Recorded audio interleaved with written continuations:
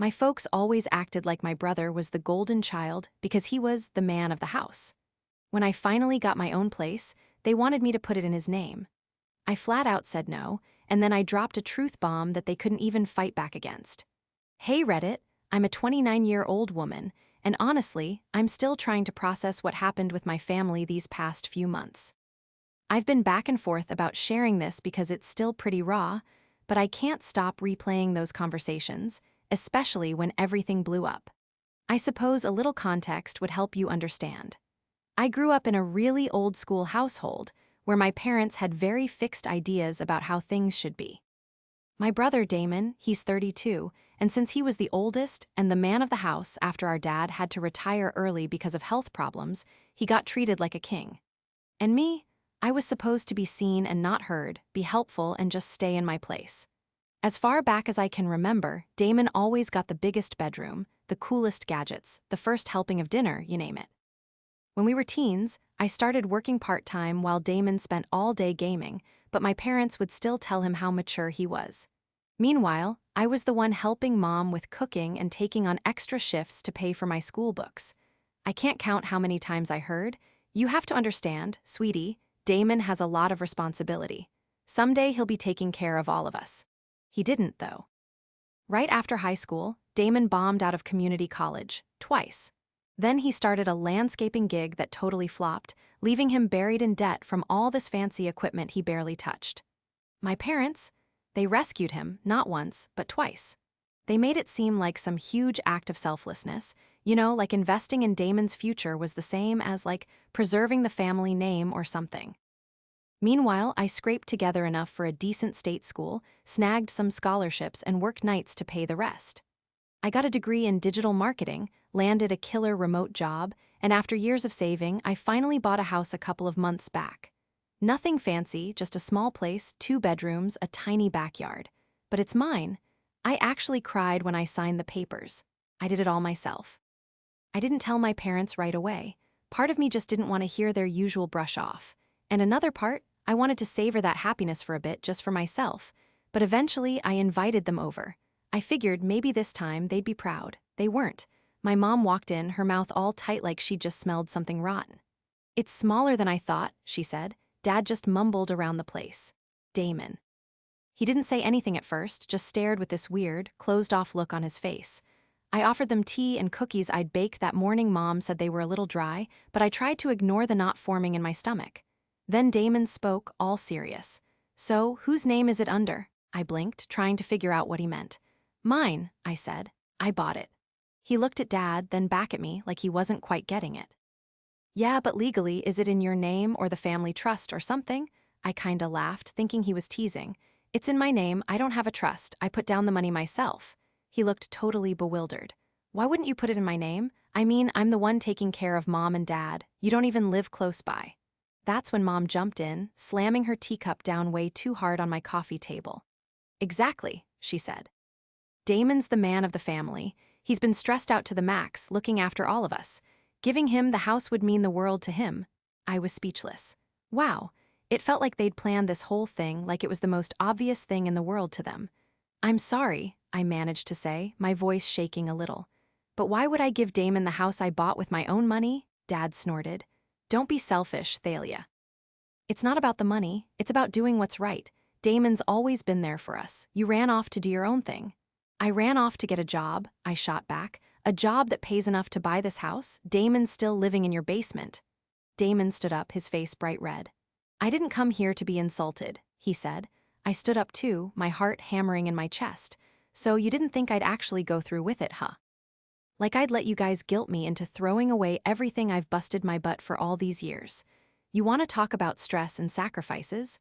Honey, I did this all on my own, and now that I've finally got something to show for it, you think I owe you something?"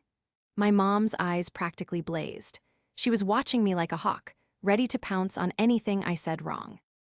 That's when it hit me. They'd always seen me as their backup plan, their spare tire, the one who was supposed to just give and never get anything in return.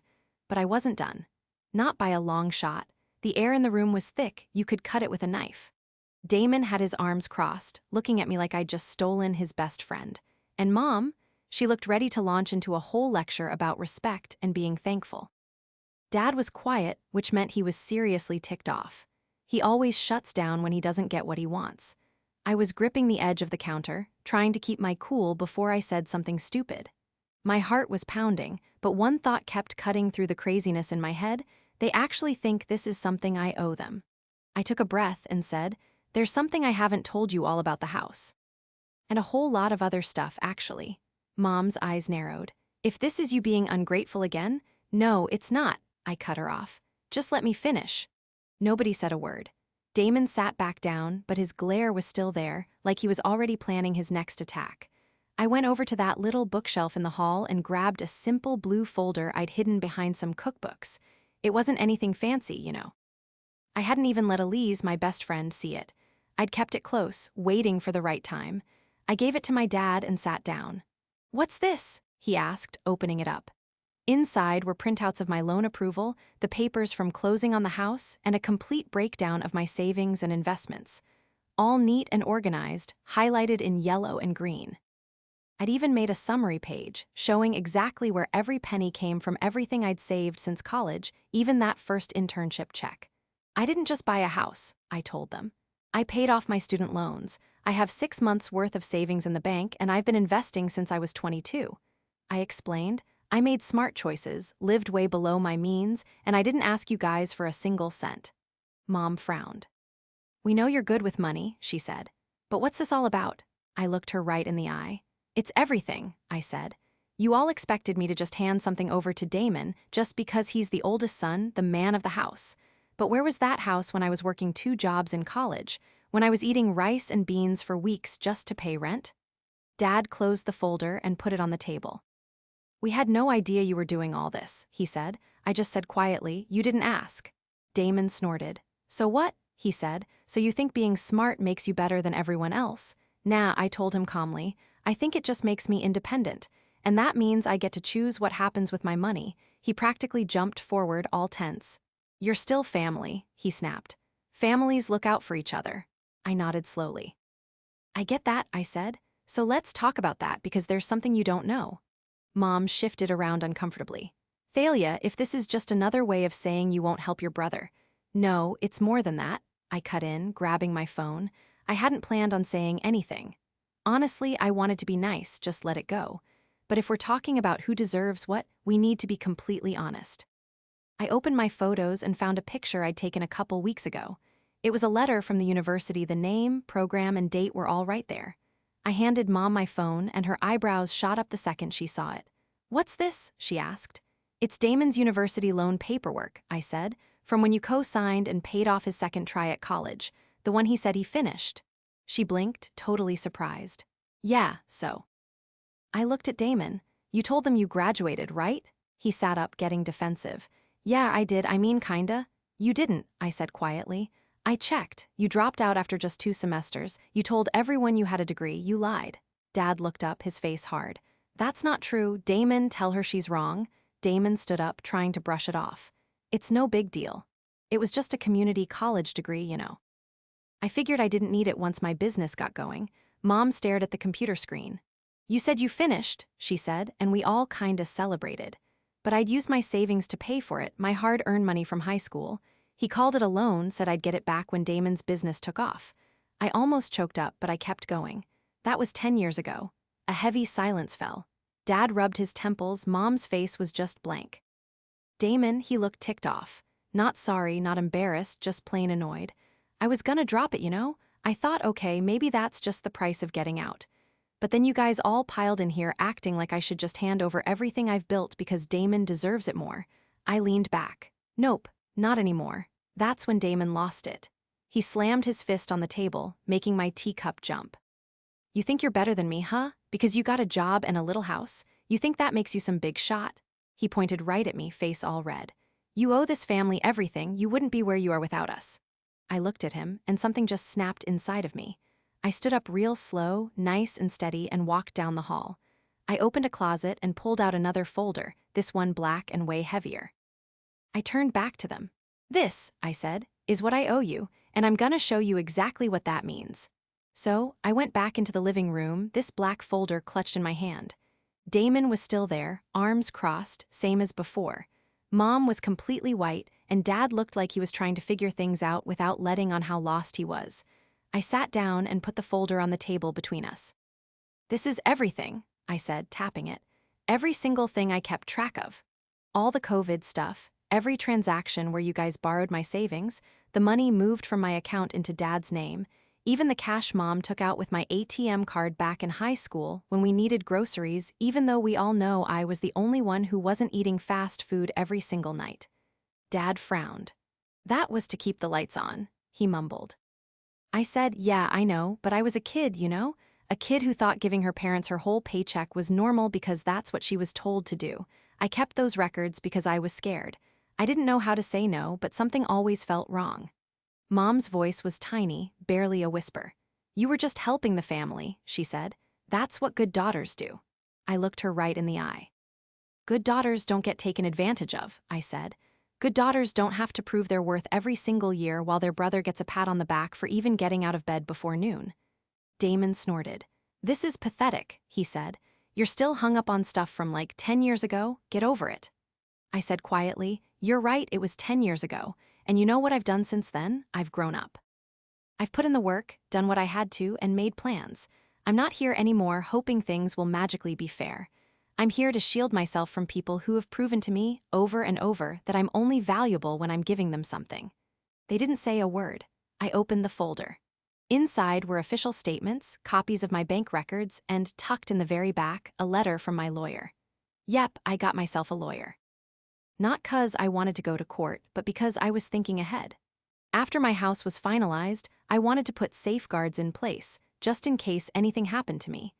I wanted my stuff to go where I wanted it to go. And as I started writing down those wishes, I realized I needed to be super clear. Especially when it came to my family. "I'm not here to argue," I told them. "I'm here to lay out what's coming and why." I gave the lawyer letter to my dad first. He opened it and glanced at the beginning before his face shifted. A tiny change, but I saw it. His eyes darted to Damon, then back to the paper. Mom leaned in to see. "What is this?" "It's a legal notice," I said. "It says that if anyone tries to get to, control, or claim any of my stuff, financial or otherwise, without my permission, there will be legal trouble. Everything I've earned is protected and only in my name. No joint accounts, no ownership, and no family deals unless they're written down and signed." Damon let out this little, scoffing laugh. "You're acting like we're trying to steal from you." I looked straight at him. "You wanted me to hand over my house to you. You straight up told me I owed it. I mean, if that's not trying to take something from me, I don't know what is." He didn't crack a smile after that. I could tell my mom was still trying to figure things out. She always needed a story that made her look like she was a good person. "Thalia, you say? We had no clue you felt this way. If we did, maybe we could have dealt with it differently." I just nodded. "Maybe, but you never asked. Never once asked how I was holding up. You just figured I'd go along with it." My dad finally spoke up. "So what now? You just gonna cut us off completely?" That hit me like a ton of bricks. A tiny piece of me, a stupid, lingering part, wanted to say no, that I still loved them, that we could somehow fix this. But I didn't, because love without respect isn't a safe place. And I definitely didn't feel safe around them anymore. "Nope," I said, "but things are gonna change." And they did, because what I didn't tell them not yet is this house wasn't just for me. And the person they'd always overlooked, the one they thought wouldn't ever amount to anything, well, I had a whole plan. A huge one, and they were about to see just how far I'd come from that girl they disregarded to this woman building something they could never get their hands on. A weird silence filled the room. Not the angry kind, not even the disappointed kind.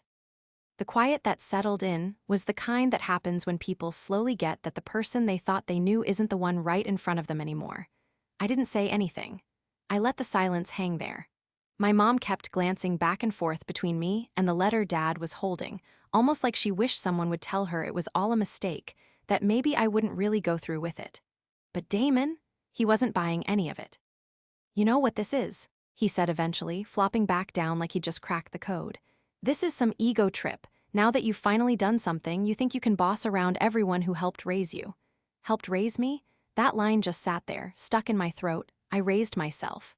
"Damon," I said, my voice soft. "While you were dropping out and getting second chances, I was working nights and studying during the day. I made my own food, I did my own laundry. You always had someone to bail you out, and I was always told to figure it out. He opened his mouth like he was about to explode, but I held up a hand. Don't, I said. Don't twist this into something it's not. I'm not trying to punish anyone. I'm protecting myself. There's a difference. I took a deep breath. And I'm not done. I stood up again, walked over to the drawer by the TV, and grabbed a thin envelope. It was handwritten, nothing fancy. It was something I'd been working on for the past 2 years, quietly. I wasn't ready to show you this yet, but I figured now's the time, you know? I put it down on the table, right under that lawyer's letter. This, I said, is a business plan. Damon cocked his head. A what? He asked. A business plan, I repeated. For a wellness retreat. Small, local, nothing fancy. I explained how I'd been working on it quietly, using some connections I made at work. I've already found the perfect spot and got some early investors, I said, feeling a little proud. I even have a mentor helping me with the legal stuff, and I've been saving up for the land. Mom's eyes widened. But I thought this house was your big dream, she said, a little surprised. It's a stepping stone, I told her. I bought it smart, fixed it up, and I'll rent it out later. When I move to the retreat, that'll be my home and my office full-time. Dad looked totally bewildered. You're moving? He asked. Not yet, I answered, but I will once everything's ready. And when I do, I'll own my own business, a rental property, and the land all paid for. I looked straight at Damon. Remember that land you called a waste of money last year?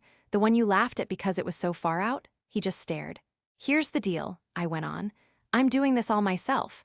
No help from anyone, no loans, no strings attached to people who didn't believe in me. Mom looked kind of stunned, like she barely recognized me. I had no idea you were doing all this, she finally said, completely speechless.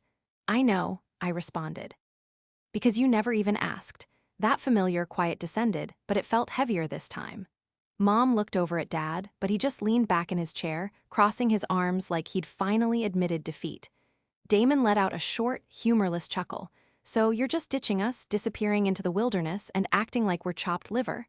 No, I said, shaking my head. But I am setting boundaries. I'm finished trying to prove myself to you guys. If you want to be in my life from here on out, it's going to be a level playing field. No more feeling guilty, no more demands, just mutual respect. He mumbled something under his breath, but I didn't bother asking him to repeat it. Instead, I picked up the folder with my business plan and carefully began putting everything back where it belonged. I wasn't trying to win them over. I wasn't looking for them to get it. I simply wanted to lay out the facts so there'd be no room for them to spin it later on. As I slid the folder into the drawer, I turned to face them one last time. I built this life myself, I stated. And from now on, it's mine.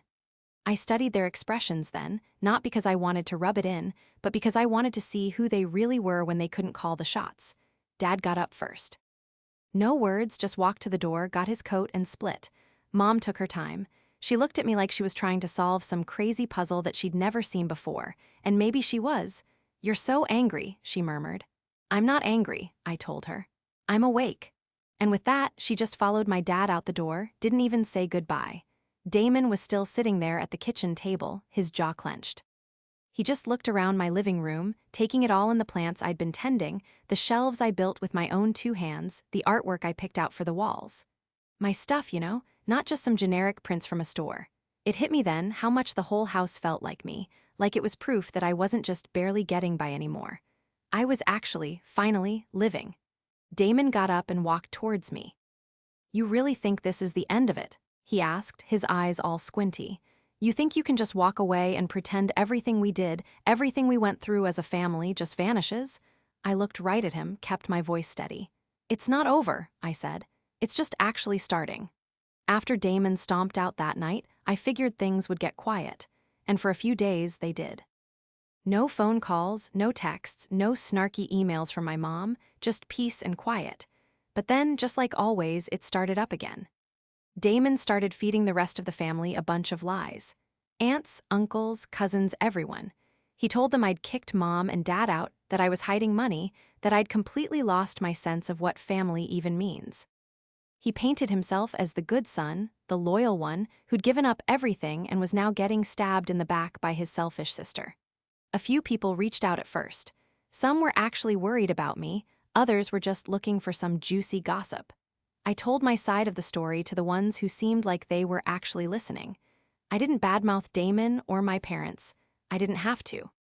The truth was obvious, and those who mattered saw right through all the drama pretty fast.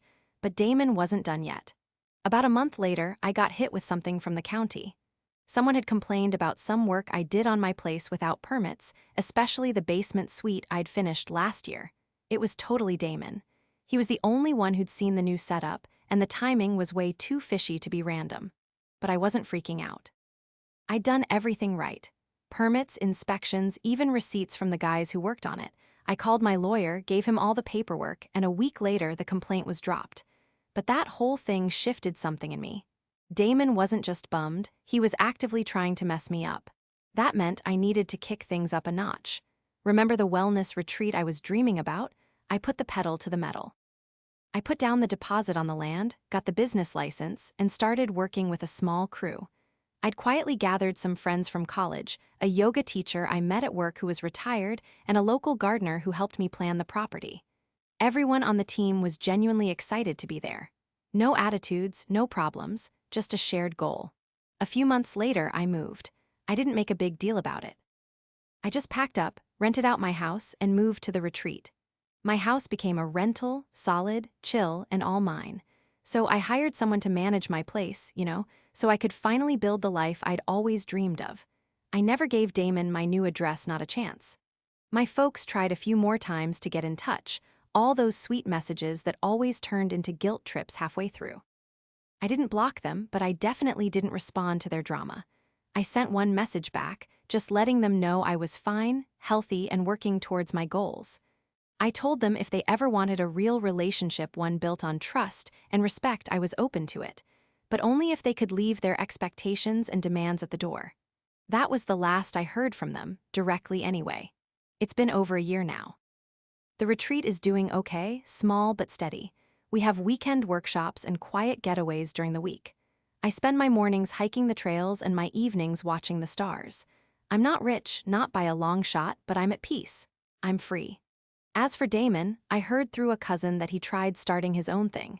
He even asked my parents for another loan, which of course didn't work out. They ended up selling their house and downsized. My cousin let it slip that things have been super tense between them ever since. I guess my parents finally realized, way too late, that betting everything on one kid while completely ignoring the other doesn't exactly create the perfect family picture they had in mind. Do I feel bad about it? Nah, not really. I gave them way more chances than most people would. What I feel now is just this huge wave of relief, not just for standing up for myself, but for doing it without becoming them. I didn't drag anyone down. I didn't stoop to their level. I finally escaped, and in doing it, I created something amazing, something really special for myself.